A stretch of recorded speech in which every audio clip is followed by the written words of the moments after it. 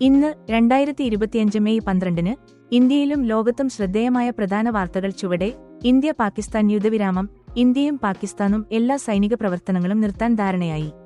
അതേസമയം പാകിസ്ഥാൻ ഉടൻ തന്നെ യുദ്ധവിരാമം ലംഘിച്ചതായി റിപ്പോർട്ടുകൾ. ഓപ്പറേഷൻ സിന്ദൂർ പഹൽഗാം ആക്രമണത്തിന് പ്രതികാരമായി ഇന്ത്യ നടത്തിയ സൈനിക ഓപ്പറേഷനിൽ 100-ലധികം ഭീകരരെ വധിച്ചതായി റിപ്പോർട്ട്. CBSE ഫലം. CBSE 10ാം, 12ാം ക്ലാസ് ഫലങ്ങൾ ഇന്ന് പ്രസിദ്ധീകരിക്കും. വിദ്യാർത്ഥികൾക്ക് ഡിജിലോക്കർ വഴി ഫലങ്ങൾ ലഭ്യമാകും.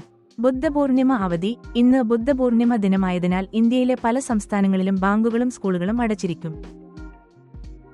ഛത്തീസ്ഗഡ് അപകടം. ഛത്തീസ്ഗഡിൽ നടന്ന ട്രക്ക് അപകടത്തിൽ നിരവധി പേർ കൊല്ലപ്പെട്ടു. കേരളത്തിൽ വേനൽക്കാല മഴ. കേരളത്തിൽ ഇന്ന് ഉച്ചയ്ക്ക് ചെറിയ മഴയ്ക്ക് സാധ്യതയുണ്ട്. താപനിലയും ഈർപ്പവും ഉയർന്നതായും റിപ്പോർട്ടുകൾ. മൺസൂൺ മുൻകൂട്ടിയെത്തും.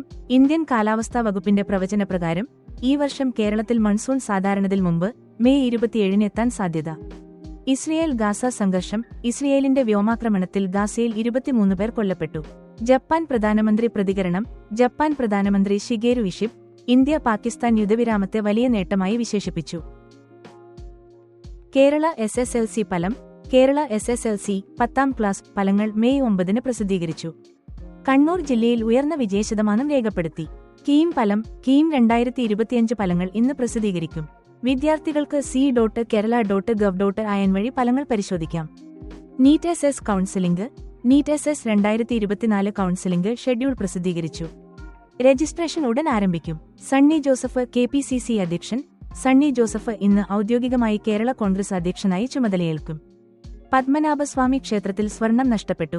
തിരുവനന്തപുരം ശ്രീ പത്മനാഭസ്വാമി ക്ഷേത്രത്തിൽ 13 പവൻ സ്വർണം നഷ്ടപ്പെട്ടതായി റിപ്പോർട്ട്. കാസർഗോഡ് സ്വദേശി ലോട്ടറി വിജയി. കാസർഗോഡ് സ്വദേശിയായ വേണുഗോപാൽ മുള്ളച്ചേരി ദുബായ് ഡ്യൂട്ടി ഫ്രീ ലോട്ടറിയിൽ 8.5 കോടി രൂപ ജേതാവായി. റഫാൽ ജെറ്റ് അപകടം. ഇന്ത്യൻ സൈന്യം റഫാൽ ജെറ്റ് അപകടം സ്ഥിരീകരിച്ചു. ഇന്ത്യ പാകിസ്ഥാൻ DGMO ചർച്ചകൾ. ഇന്ത്യയും പാകിസ്ഥാനും DGMO തലത്തിൽ ചർച്ചകൾ നടത്താൻ സാധ്യത. അമേരിക്കൻ പൗരൻ മോചനം. ഹമാസ് ഗാസയിൽ അവസാനമായി പിടിയിലായിരുന്ന അമേരിക്കൻ പൗരനെ മോചിപ്പിക്കാൻ തയ്യാറാണെന്ന് പ്രഖ്യാപിച്ചു.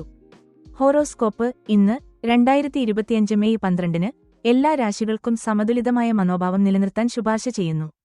ബുദ്ധപൂർണിമ ആഘോഷങ്ങൾ. ഇന്ന് ബുദ്ധപൂർണിമ ദിനമായതിനാൽ ഇന്ത്യയുടെ വിവിധ ഭാഗങ്ങളിൽ ആഘോഷങ്ങൾ നടക്കുന്നു. കൂടുതൽ വിവരങ്ങൾക്കോ പ്രത്യേക വിഷയങ്ങളിലെ വിശദാംശങ്ങൾക്കോ ദയവായി അറിയിക്കുക.